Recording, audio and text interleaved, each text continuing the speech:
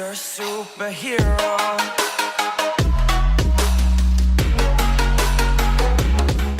Hey guys, what's going on? Alright, so started my cut today, which was really awesome.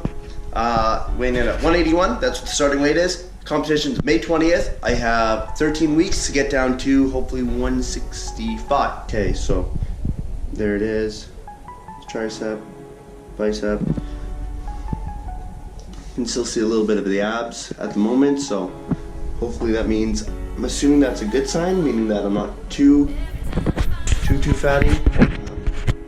The back, I don't know what it's looking like right now, but starting off the morning with some eggs, and apparently I left my groceries over here.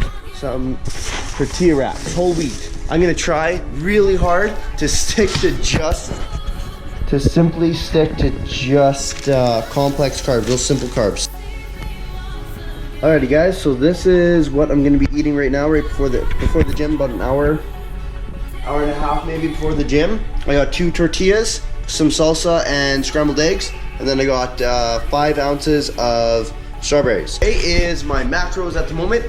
I'm looking at about 220, about 220 protein, 315,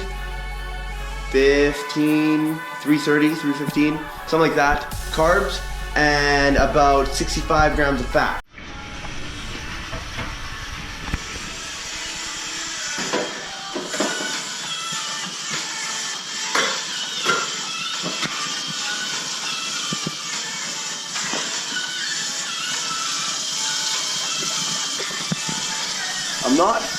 I'm not camera ready. I didn't put my makeup on yet. You're getting horrible angles. At least make me look big and jacked. Alright guys, I'm here with my back and bicep day. Started off with some pull-ups, 4 sets till failure. Then we jumped onto this awesome tricep here.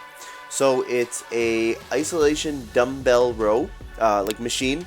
I did it underhand, and I was going for reps around the, I think, 10 to 15 range. Really going for higher reps here, lower weight, really getting that mind-muscle connection. Not thinking about gripping it as hard as I can, but bringing the elbows as far back as I can. Then I went on to a more of a high row, alternating. So I did about, I think I was going for about 5 per arm. But later on, you'll see that I start getting fatigued way easier. So I switched up the reps a little bit. I think I went into a 3 per arm, then maybe a 2 per arm, and then I just did both arms at once. But like I said, again, don't think about bringing it down with your fist. Think about your elbow getting dragged down. Think about a string attached to your elbow, and that string getting pulled all the way down to your lower back or even your glutes. Tucking those elbows in as much as possible and just getting a really good mind-muscle connection with your back. Don't think about the biceps at all. It's not about the biceps. You'll see here the final exercise of the tricep was another high row, but you'll see the grip is a little bit different here. More targeting, I would say, the upper back, whereas before you'll see I was targeting more of the lat portion. This hits more the traps and upper back. I was really tired. I think this is my last set, so I went really hard. My buddy Russ distracting my cameraman over here. Gives a little wink. Alright, so the next exercise here was the seated rows. Really focusing, again guys, can't stress this enough. Elbows, elbows, elbows. Nothing to do with the biceps, nothing to do with the forearms, nothing to do with your grip. It has all to do with just bringing those elbows back as far as possible and getting a really good stretch on the lats. I was trying to keep it really controlled here. Again, reps of 10 to 15. Everything was about 4 sets.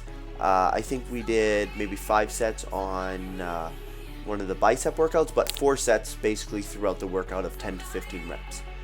You'll see here I was supersetting the seated rows with straight arm pull downs. I went for a really wide grip on the pull downs here, really focusing on the outer lats so that I can have that big wide spread for competition day. Bringing it right down to my lower stomach area, holding it for a brief second for that at that contracted position, and then bringing it back slowly. I would say I was doing a count almost of 3 seconds up, 3 seconds on the raising portion, 3 seconds on the lowering portion. All right, here you'll see me doing a very wide grip easy bar curl to really focus on the short head of the biceps. My inner biceps, my short head of my biceps are really weak, so I was really focusing on that. You can see I was only doing, it was a 35-pound bar and only 10 pounds per side. So really focusing on the movement there, making sure my elbows are even, and making sure that I am getting the full contraction at the top. Here you'll see I supersetted the wide grip easy bar curls with hammer, alternating hammer dumbbell curls, almost, I think it's called cheat style, where you bring it more to the, instead of in front of you, more to the side, going almost aiming the dumbbell to the opposite shoulder. Also, here I was focusing on my grip so I can really engage the forearms here.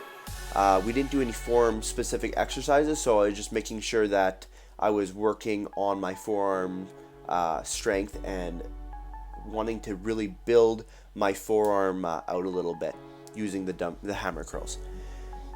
Next exercise we did were 21s. Pretty self-explanatory. It's 7 reps on the bottom, 7 reps of the top half of the motion, and then 7 full reps, preacher curl style. So this is awesome, and if you have a partner, he can really help with spotting you and making sure you're getting out all 21 reps of that.